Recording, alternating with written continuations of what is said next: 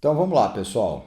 Dando continuidade ao nosso curso, agora nós vamos ver matrizes. Matrizes a gente chama de matriz, né?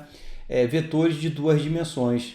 Tá legal? Então isso aí vocês já viram em algum momento na vida de vocês, é bem tranquilo, tá? O negócio é só entender como percorrer essa matriz. Tá legal? Então, olha só, em linguagem de programação vai ter vector, vai ter array, vai ter um montão de nomes. Aqui eu vou chamar de matriz, mas você pode chamar de vetor de duas dimensões, tá legal? Vocês vão ver que os vetores não têm limite para o número de dimensões. Só que o ser humano só enxerga até a terceira dimensão, que é o cubo, beleza? A partir daí são camadas abstraídas, coisas e tal, é bem mais complexo, tá? Então o que a gente vai ver aqui em matrizes? Vai ser um módulo bem tranquilo, né? Vai ser o que é a matriz, né?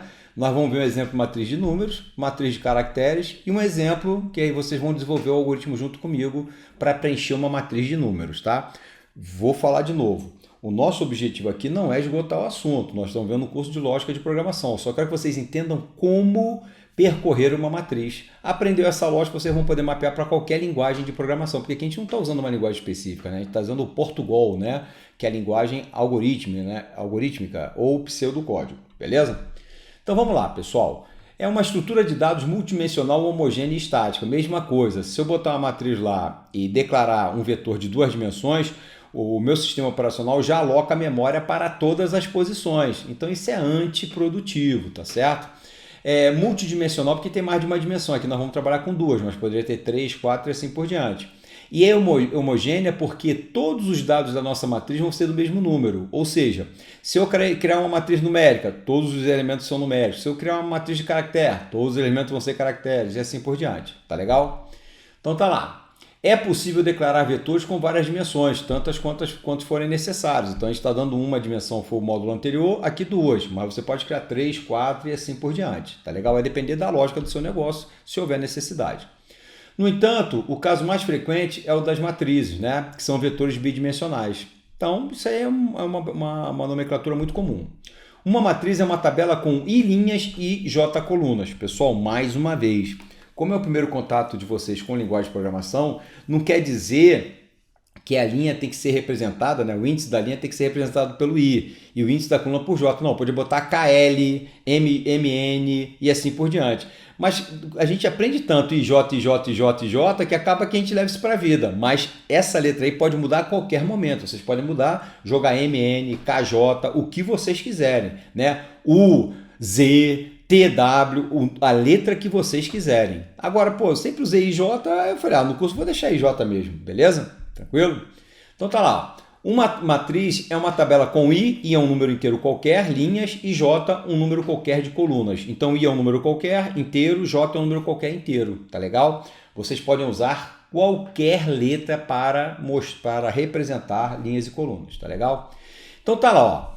Eu estou dizendo que aqui eu tenho uma matriz com I linhas e J colunas. Então a representação aqui eu crio uma matriz quadrática, 5 por 5, 5 linhas e 5 colunas, beleza? O primeiro número são o número de linhas, o segundo número são o número de colunas. Isso é padrão. Agora a letra que vai representar não interessa, beleza? Então tá lá, ó. Aqui nós temos o elemento 1, beleza?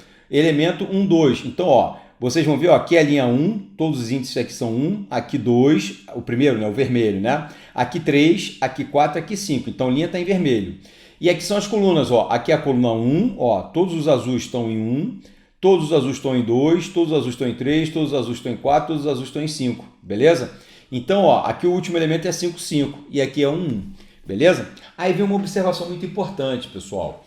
A grande maioria das linguagens de programação, quando você diz que quer uma matriz com 5 linhas e 5 colunas, elas não começam pelo 1, elas começam pelo 0, tá legal? Então, um exemplo é a linguagem C, que é muito utilizada, aquela em introdução à programação, né?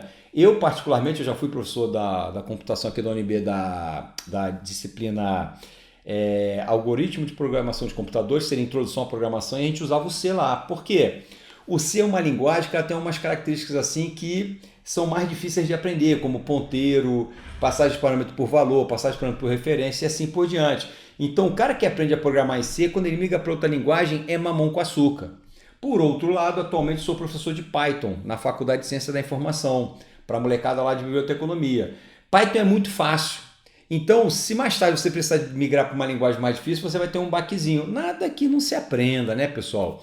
Então, eu gosto daquele ditado, né? Treinamento difícil, combate fácil. Então, eu gosto de começar com linguagens mais difíceis e depois vem muito fácil a gente aprender as outras linguagens, tá?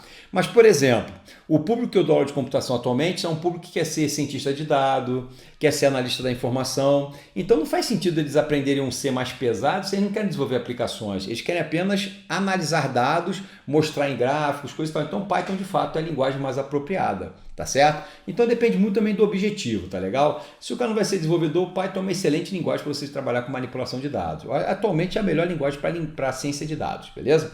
Então, é muito mais fácil que C. Mas só um exemplo aqui, tá, pessoal? Então, em C, ó, como a gente está dizendo que são 5 linhas e 5 colunas nessa nossa matriz, quer dizer que ele vai de 0 a 4. Ó, olha a linha aqui, ó, linha 0, linha 1, linha 2, linha 3, linha 4. Olha a coluna. Coluna 0, coluna 1, coluna 2, coluna 3, coluna 4. Então, se vocês olharem aqui é tudo 4, olhar aqui é tudo 3, porque é a coluna. Aqui é tudo 2, e aqui é tudo linha 0, aqui é tudo linha 1. Então, é basicamente isso. Aí vai ter as combinações necessárias, né? Isso aqui é o elemento 0, 0, né? Esse aqui é o elemento 0, 1, esse aqui é o elemento 0, 2, esse aqui é o elemento 0, 3, elemento 0, 4. Ou seja, linha 0, coluna 4. Linha 1, coluna 0, linha 1, coluna 1 e assim por diante, né, pessoal? Então, acho que isso aqui vocês já estão familiarizados, né? Que seria a representação de uma matriz. Enquanto o vetor lá a gente só tinha uma linha, só tinha um índice, né? Agora a gente tem dois, porque tem linha e coluna, beleza? Nós vamos ver um exemplo aqui de alimentar uma matriz, tá legal? Fiquem tranquilos. Vamos lá. Então, matriz de números, pessoal. Então, aqui no caso, eu estou criando uma matriz com 3 linhas e 5 colunas. Como a maior parte das linguagens começam em 0, eu vou trabalhar com vocês começando em 0, tá? Mas vocês podem trabalhar com uma linguagem que começa em 1, tá? O índice começa em 1, tá legal? Então, olha aqui, ó. O que eu estou dizendo aqui, ó? Maneira de eu declarar minha matriz. M é um conjunto de 0 a 2 e 0 a 4 de inteiros, ó. 0 a 2 é linha, então tem a linha 0, linha 1, linha 2. E 0 a 4, ó, tem uma vírgula aqui, ó. E 0 a 4 são colunas, então tem a linha 0, 1, 2, 3, beleza? É uma maneira de declarar essa matriz. Então, aqui são as maneiras diferentes de declarar uma matriz. Aqui, ó, algoritmo matriz números, né? A variável, ó, vetor 3, 5, ó, 3 linhas e 5 colunas de inteiros. É outra maneira. O que eu estou querendo dizer é que essas duas maneiras aqui são válidas para declarar matrizes em pseudocódigo. Na linguagem de programação que vocês forem trabalhar, vocês têm que olhar a sintaxe específica lá da linguagem, beleza? Não tem mágica, né, pessoal? Só olhar lá e entender como é que faz, beleza? Então tá lá. Outra maneira, em vez de vetor, declarar matriz. Também é válido, porque são duas dimensões, a gente aceita em pseudocódigo. Pseudocódigo não é tão rígido, né, pessoal? Então, basicamente, ó, seria essa matriz aqui que a gente está montando, ó. 3 linhas, ó, linha 0, linha 1, linha 2. Então, se você olhar aqui, tudo vermelho é 0, tudo em vermelho aqui é 1, que é a linha 1, e aqui tudo em vermelho aqui é a linha 2, beleza?